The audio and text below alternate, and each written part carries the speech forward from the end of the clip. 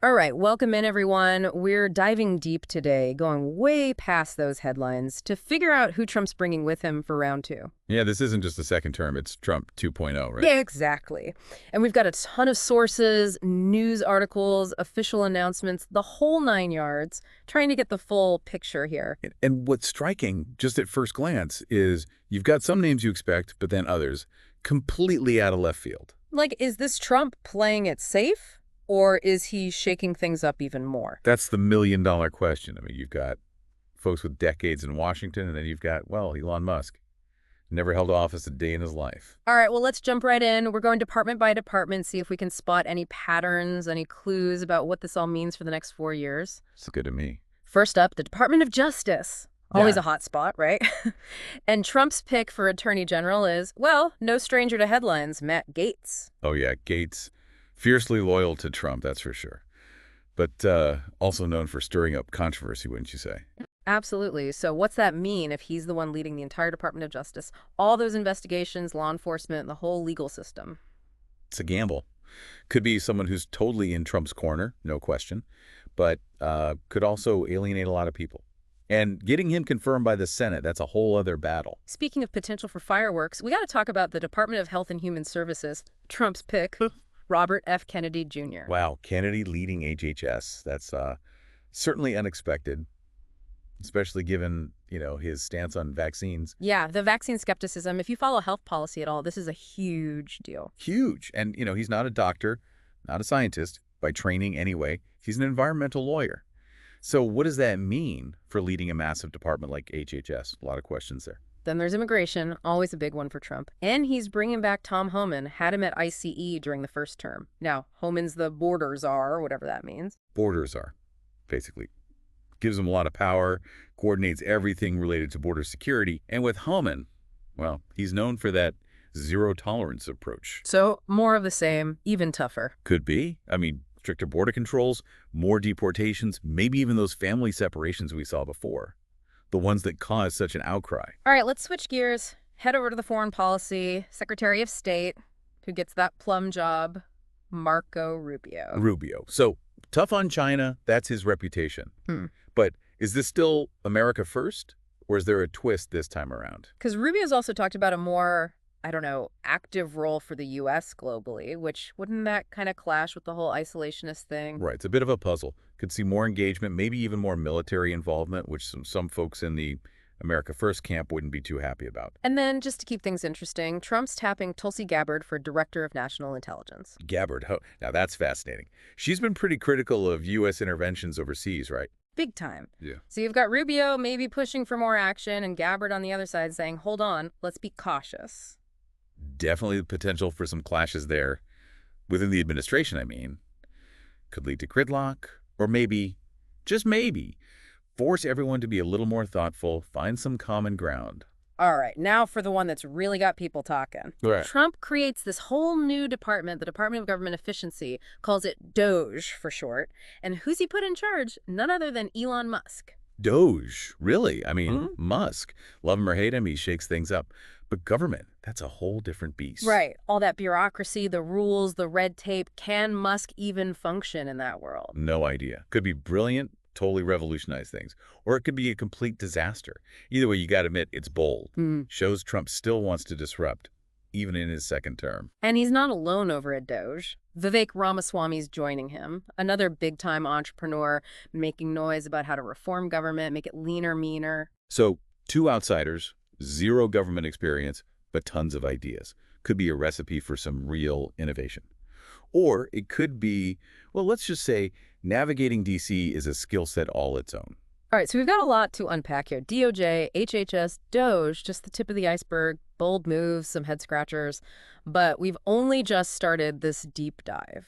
All right, let's talk Homeland Security, another one where, Trump's always talking about strength, projecting power. And he's picked Kristi Noem to run the show. Governor of South Dakota, she's been, well, pretty outspoken on immigration, border security, that whole debate. No, yeah, Noem's name comes up a lot when you talk about the border. She's been hammering Biden for, I guess, what she sees as a weak stance, wants things way tougher. And remember, this isn't just Noem on her own. Tom Homan, the border czar, he's in the mix too. And can't forget Stephen Miller, back from the first term. He's calling the shots on policy at Homeland Security. So you've got those three all on the same page. Yeah, if you're keeping an eye on immigration policy, this is definitely the department to watch. Now, another appointment that could really shake things up, legally speaking, is the Solicitor General. Trump's gone with Dean John Sauer for that one. Solicitor General, right. Big job. They're the ones arguing cases in front of the Supreme Court, sometimes called the 10th Justice because of how much influence they have. And Sauer, he's a serious lawyer, super conservative, legally speaking. And get this, he actually represented Trump himself in some pretty high-profile cases. Oh, right, the one about presidential immunity, the Supreme Court case. Yeah. Sauer was on that. So he knows Trump's thinking, legally at least, knows how to defend him. Which means, what does this tell us about how the government's going to approach legal stuff, especially anything challenging Trump's policies? Could be more aggressive, using the courts to push a conservative agenda. Definitely something to keep an eye on. All right, now national security. We're talking about Rubio at state, Gabbard as DNI, the potential for clashing viewpoints. Right, one pushing for more intervention, the other saying, hold back. We'll add another voice to that mix. Mike Waltz, the new national security advisor. First Green Beret elected to Congress, so he's coming at this with a very specific background. Military guy through and through. Expertise in counterterrorism, been in the thick of it, Afghanistan, places like that. So with all these conflicts going on, Ukraine, Gaza, his influence could be pretty big, especially when it comes to military strategy, decisions about using force.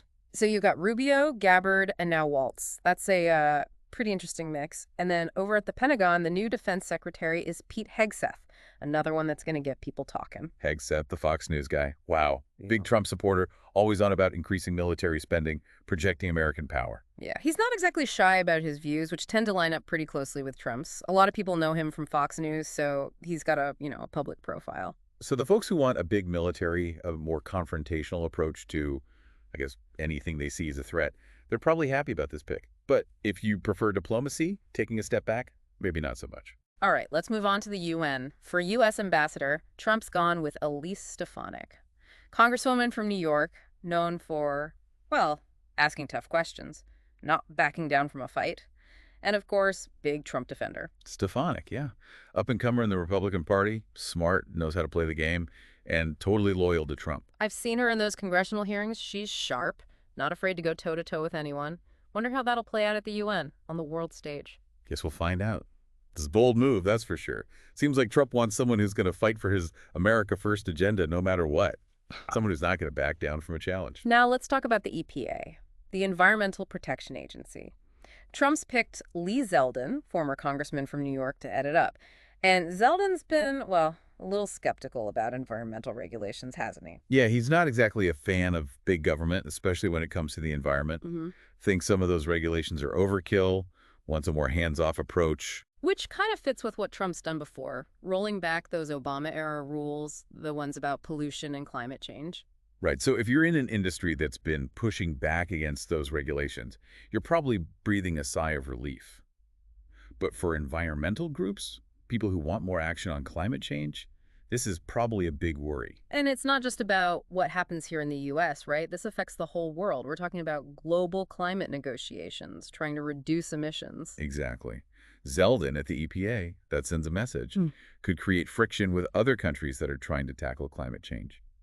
And what about the Paris Agreement, the one Trump pulled out of before? Does this mean we're definitely not going back? Lots of questions there. Okay, a couple more appointments, ones that might fly under the radar a bit, but still important.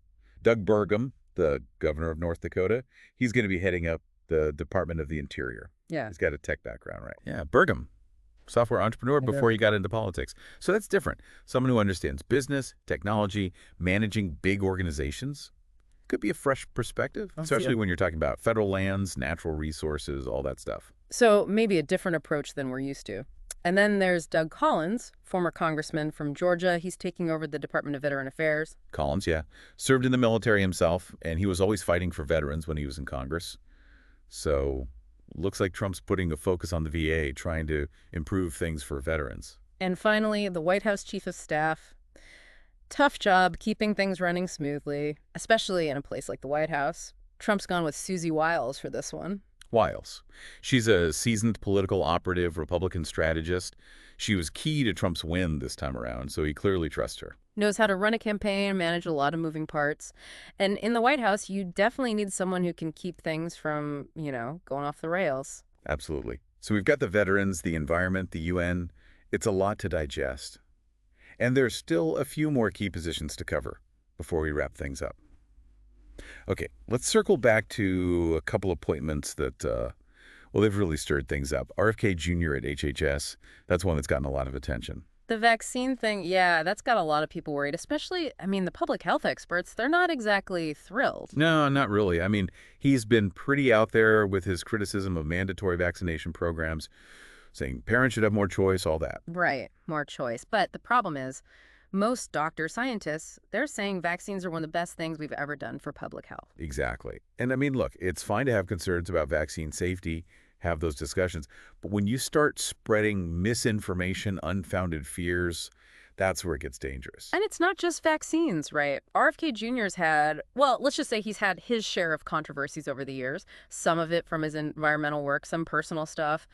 So yeah, HHS, it's going to be unpredictable, that's for sure. No one knows for sure how this is all going to play out, but people are definitely going to be watching. Right, and then there's the EPA. We talked about Lee Zeldin getting that job, his views on climate change, the regulations he wants to get rid of. Yeah, Zeldin seems like a pretty clear signal. Trump's moving away from that whole Obama-era approach to climate change, the emissions cuts, all that. Back to deregulation, right? Putting the focus back on oil and gas, traditional energy sources, which, again, some industries are going to love, but environmental groups, not so much. Right. And it's important to remember Zeldin's views, they're not exactly mainstream, scientifically speaking. I mean, most climate scientists are saying, this is a real problem, we got to do something. But with Zeldin at the EPA, it sounds like the debate's shifting. What's the government's role here? How do we balance protecting the environment with, keeping the economy going? And it's not just a U.S. issue, right? This affects the whole planet. Yeah. We're talking global climate negotiations, the Paris Agreement. Zeldin could really throw a wrench in the works there. All right, one more appointment I wanted to touch on. Tulsi Gabbard as Director of National Intelligence. She's been on a bit of a journey, politically speaking. Started as a Democrat, now she's more aligned with Republicans. Yeah, Gabbard's interesting. She's been pretty critical of U.S. interventionism, getting involved in conflicts overseas, wants a more hands-off approach. Which kind of clashes with some of the other folks Trump's picked, like Rubio, Waltz. They seem to be on the opposite side of that debate. Right, so you've got this tension within the administration, some pushing for a strong U.S. presence globally, others saying, let's pull back. It'll be interesting to see how that plays out. So that's it, huh? Trump's second-term team. We've got veterans, newcomers, folks who've been in the trenches for years. It's a mixed bag, to say the least. And if there's one thing we've learned today, it's that Trump's not afraid to shake things up. He's picking people who are loyal, who share his vision, and who are willing to fight for it. And yeah, a lot of these picks are controversial, no question. But whether you agree with them or not, you got to admit, it's going to be interesting to see what happens next. Absolutely. So to everyone listening, stay engaged, keep those conversations going. The decisions this administration makes, they're going to affect all of us. So let's make sure our voices are heard.